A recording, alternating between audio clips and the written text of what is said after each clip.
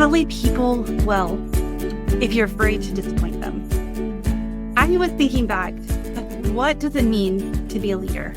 And as we're diving deep into this idea of a resilient team, building a resilient team, I wanted to talk about something that I'm seeing this trend of above all else, be kind. And though I agree with that, I want to define it a little bit. So I wanted to talk about compassion without compromise today and how that is the backbone of a resilient team. My name is Tami. Welcome to a Leader's Purpose podcast. And if you're a leader who's ready to lead with clarity, resilience, and to really step into who you're called to be, this is the podcast for you. And today I've got a great episode for you because I'm going to share a little story, but I also think that when I talk to leaders about this, a sigh of relief typically come over them, a sigh of understanding, and then they can take it and they can run with it. And so today, I think it's a really important conversation that our leaders need to know in order to navigate what's going on in our culture today. And so this is compassion without compromise, the backbone of a resilient team. Okay, so one of the things that when I was in the Air Force, I was a flight commander, and I was given this position, and I think I've talked about it before, how when I first got there, it was called the Animal House, and our team had just failed a giant wing inspection. And so everyone was looking down on our team. I worked hard with the current leaders on that, with my superintendent and the people who've been there the longest. We worked together to turn it around. And one of the things that we had to do is, and as the leader, this fell on me, is there were some people that we gave plans to, that we tried to encourage them. We tried to help them turn around so that way they could stay in the Air Force. But there's a few people that just needed to get out of the Air Force. And even harder is I had to give them a dishonorable discharge. I had to kick them out. And this wasn't taken lightly. This wasn't taken easily. I had so much evidence. I had tried to help them. I tried to encourage them. And there's one kid in particular. He was 20 years old. And I knew the gravity of what I was about to do. But I also knew for about 18 months, I was giving him opportunity after opportunity. And at this point, he was actually poisoning the culture. He was working actively against our team. I dismissed him from the Air Force. I sent his package and it was immediately approved. And he was out in about 2 weeks. And years go by. I get this message from him on Facebook Messenger. He had found me and he's Captain Imlay. Yeah, I said, I wanted you to know that I'm okay. And he went on and he used some colorful words that I won't share here, but I wanted you to know that I turned out okay. I wanted you to know the impact that your decisions made. And I was really mad at you and I hated you. And when I look back now, I'm so thankful for the kindness you showed me throughout. Because he said, that's the one thing, you were always kind and respectful. And you were always encouraging to me, even when I was being a jerk, even when I deserved. And it was the hardest thing that happened to me. And he's like, it's one of the best things. I have a family, I have kids. I show up to work on time every day. I have a good work. I've been promoted. And I just needed you to know, when I saw your name, I just needed you to know that. And that, my friend, is compassion without compromise. This is, as a leader, we are called to make these hard decisions. And I do think kindness rules. Kindness is so important, but we cannot have kindness and compromise our values, compromise our standards. And a resilient team is a compassionate team with high standards, not low ones. Compassion without standards becomes chaos, and standards without compassion becomes cruelty. And ethical leadership lives in the middle of that. We cannot lead people well if we're afraid to disappoint them. We can make those hard decisions for the rest of the team, or we can make those hard decisions for the person in front of us because we know they are not meeting the standards. We should not lower our standards simply because we are trying to make things easier for them. A resilient team is a compassionate team with high standards, not low ones. Compassion without standards becomes chaos, and standards without compassion becomes cruelty. And so a lot of times I was trying to think of why do leaders confuse compassion with lowered standards? And I think some of the things that I've heard from people when I ask them is, I don't want to be too harsh. I don't want to seem too demanding. They need a lot of care. I don't want them to think I don't care. I want to be a good boss, not a bad guy. And what's underneath all of that? The fear of conflict, the fear of hurting feelings, the fear of being judged, the fear of being the only one upholding the standard. And you may even be thinking, like, how do I hold people accountable without being mean? How do I correct someone without causing tension? And what makes an ethical leader? We don't need to lower our standards. In fact, I think that the opposite has to happen. I think we need to increase our standards.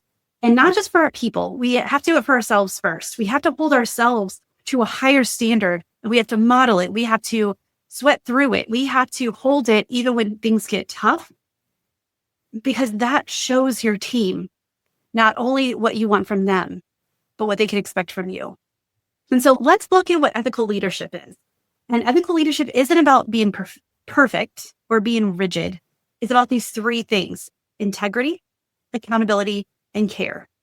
So integrity, and as an Enneagram 1, this speaks so much to my heart. My kids know that one of the worst things they can do is lie to me, especially when I can read them like a book. And I know when they're lying to me, whether they say it or not, and also my team. And I know this is true for most leaders as well. So integrity, do what you say and say what you do, and do what you say you're going to do. You model a standard before you ask for it. So hold yourself to a high integrity before you ask your team to. The next is the accountability. You take responsibility first and then expect your team to do the same. If there's a call that you made and it was a poor choice, own it. Your team will rally behind you after you've built the trust. When they know they can trust you. We've all been there, who had a boss who made a mistake or made a bad call and threw his people under the bus. Don't be that boss. Don't be that person. Take the accountability, even if it wasn't your decision or your call to make, but if it was your team, protect your team. That accountability, it will, and again, the compassionate part and the accountable part is, it doesn't mean that they get away scot-free. It still means discussions. It still means we need to fix this. We still need to see what happened, what went astray. But take accountability for yourself and your team. And the third thing is care. Understand, consider the human impact of your decisions, not just the metric. You are in charge of the human aspect. You don't need to take care for your people so they can care for the job. And the more you have to watch the metrics, you have to create the goals, you have to steer the ship. But when you care for the people behind the metrics and you care for them deeply, that foundation for resilience is going to happen with that ethical leadership. If you care for your people and let them know you value them, their decisions, and you empower them, then those metrics will work out, because they're going to work harder than ever to not let you down, because they know that you have their back. So again, the three characteristics of an ethical leader is high integrity, accountability, and care. And this sets the foundation for resilience. And so I was thinking about what else, like this idea of this compassion without compromise. And I was thinking about a bridge not too long ago, right outside of our street, right outside of our land. They dug up a bridge and they were doing a new one. And there were guardrails before, but they were wonky. Like, it is clear it's been there probably since the 60s. Like, it's been a while, and they were not very secure. I don't know if they would actually hold a car in at that point, but now they built these really strong guardrails because it goes down far, like that, where that creek is. And I was thinking about this when it comes to compassion without compromise, because a compassionate leader builds the bridge. The leader with high standards builds the guardrails. And when you have both, that's when the magic happens. Without guardrails, compassion creates emotional potholes. Without the guardrails, we can go astray, and we know how that happens. How just a slow fade, those tiny decisions, those micro decisions that are made can send people off the deep end. But without compassion, the rigid standards break your people. And so we have to have both. These guardrails are the boundaries, the clarity, the expectations, and the accountability. The bridge is the connection, empathy, and the humanity and the care. So being kind, yes, but I want to take it a step further and to be compassionate without compromise. When we have this bridge has to be strong. It has to be bold. There has to be bright colors on the side and reflectors so that way you can see it at night. When you build this strong bridge, that's when resiliency can take hold. This is when the compassion is productive and not just, we just don't placate things. We don't allow our standards to lower. We don't want to compromise what our values. You're put in this leadership position for a reason, and you want to do a good job. And if you're lowering your standards to be the nice guy, or to you don't want to push them too hard, then that's when our leadership goes astray. And that's when, as a resilient leader, we start to fail. And so I want to talk about the 3 C's of resilient compassion. So the 3 C's are care deeply. Caring is seeing people, not softening expectations. Again, when I see people say kindness first or kindness above everything, I want to say yes, and because we as leaders, we have a standard to uphold. We have a mission. If we don't follow our mission, we get fired or we lose our job or our company deteriorates, right? Like we have a mission and we have goals that we want to reach. We have a vision. We want to move forward. So caring is seeing people, not softening expectations. We don't have to lower expectations in order to be compassionate. And this is, I know you, I see your effort, I recognize your humanity. I know things are going on. And one of the trainings that I'm doing, we're really diving into this idea of this iceberg, where we only see 10% of the behaviors that people are exuding. We don't see the 90% of the motivations and the things that are going on below the surface. That metaphor of that duck that's slowly like swimming around on a pond, but underneath he is paddling really fast. So we don't see all the things that are going on. So that's what recognizing your humanity and realizing you're dealing with a lot more things than I know. And I see your effort. And a resilient team feels safe because the compassion is constant, not selective. Compassion needs to be part of our everyday. Last episode, we talked about being a Tuesday leader. Compassion is very much a part of that resilience drills.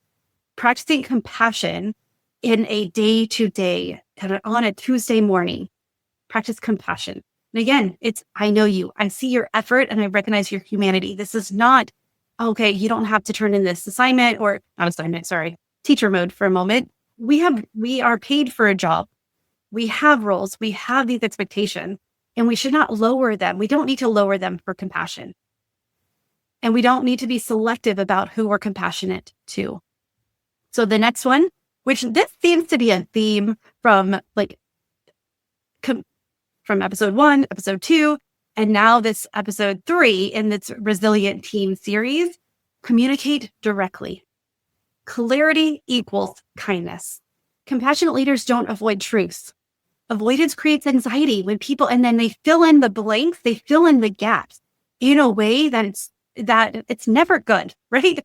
If we don't give the information, it's going to be disseminated somehow. It's going to be filled somehow. And that's where the housewives of New York or Orange County or whatever happens. This is when that gossip happens. And this is when communication starts to, so avoidance creates anxiety, but direct communications lowers the emotional uncertainty. And in times of chaos and times of crisis, but also our day to day, when you know and you have clarity in your role, your expectations, how and what your boss wants from you, that clarity brings confidence. It brings trust. And again, then that compassion of, if you are holding the standards 99% of the time and something happens, that's where the compassion is like, okay, I see you. I see your effort. I know you're going through something. How can we support you? But if we don't communicate directly, then we're not consistent in our clarity, then trust doesn't build to where we can understand that, where we can see it. We can preemptively look at it and plan for it. But clarity prevents resentment and protects trust. We really the more clear and the more direct. And again, direct does not mean unkind. It can be very compassionate because you can see the human behind it, but still direct. And this is what I need from you. It's the stop dancing around it, stop talking about it in circles, and just say what you mean, but then show compassion of, what do you need from me to make this happen? How can I support you in this? And that's where you don't lower your standards for compassion. You actually keep your standards really high. And the cool thing about it is when you bring in compassion without compromise, your people thrive on that as well.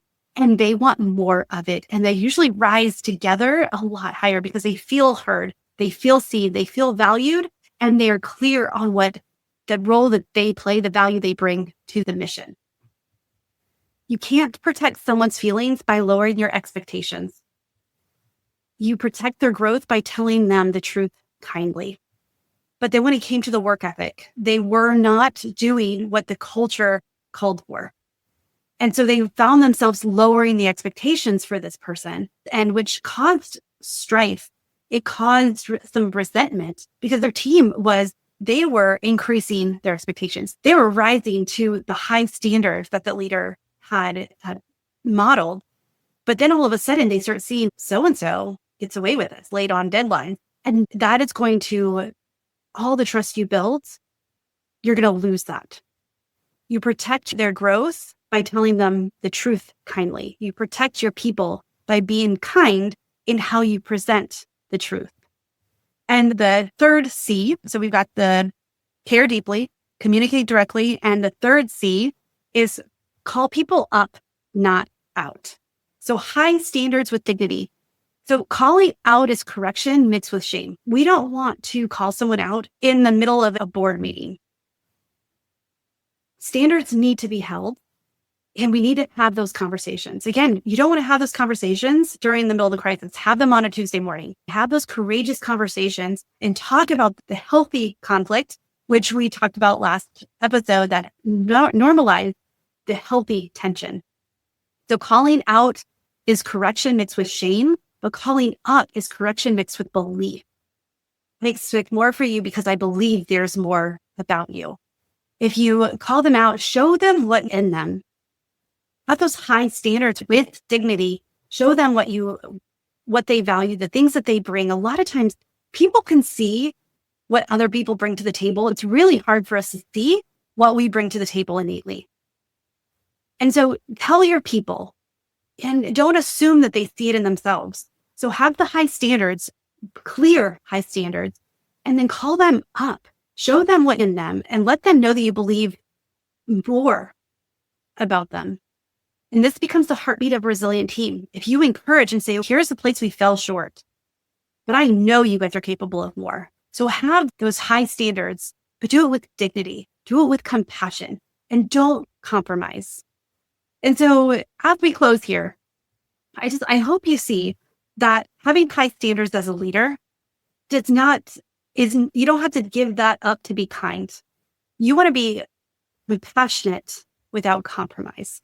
You want to be compassionate and have the high standards, and not only call yourself up to those high standards first, and then you can expect that from your people. And when you have those 3 C's, the care deeply, the communicate directly, and the call people up, not out, your team will start to meld together in such a way that when crisis happens, you soar, you thrive. You're going to actually create opportunities through them and come out stronger than ever before. There's times that we have to keep our standards safe. There's times that we have to protect. And there's sometimes that what we have to do may seem unkind. I did not want to kick this kid out of the Air Force. I saw the potential in him, but he was choosing to not see it in himself. He kept making decisions over and over that not only hurt himself, but hurt his people too. And it got to the point where the compassionate thing to do for him and for the rest of the team is I had to let him go. High standards weren't rules. They're the care in action.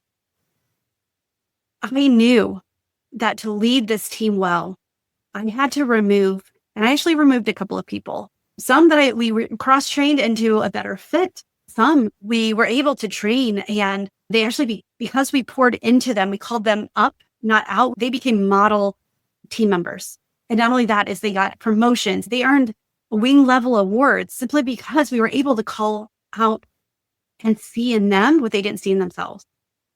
And so that's the compassion without compromise. And so I want you to think about this. I want you to think of, where are you compromising some of the high standards that it's weighing on you? Because you call yourself high standard, but you want a team that thrives in the high standards. If you're tired of carrying everyone's emotions, if you're avoiding unnecessary conversations, if you're exhausted by being nice all the time, if you're quietly frustrated that lowering your standards hasn't helped anything, if you're feeling guilty for wanting to hold a higher bar and you're trying to balance their compassion with their expectations, then this episode, I hope that you could take this episode and you can start seeing how that compassion without compromise is really another foundation in this foundation of a resilient team. Your compassion is your strength. Your standards are your backbone. Lead with both. And you'll build a team that can thrive in the time of calm within any storm. When you are deeply committed to growth and to this ethical leadership and compassion without compromise, your team will rise as well. All right, friends, if this is something that, if you want to start building this compassion without compromise, and you're like, Tami, I just don't know where to start. This is what I do. This is what I get to do. I get to see what's possible for you and your team. If you're feeling the exhaustion of trying to carry everyone's emotions, if you're feeling like you've lowered your standards and you're not the leader that you want to be, or you're stepping into another level, the next level of leadership, like your team is ready to amp it up. That's what I do as well, is let's take this leadership, let's take this teamwork, let's build this resilient team together. So if you're interested, let's chat. TamiImlayCoaching.com/call. And with that, choose joy until joy chooses you. And I will talk to you soon.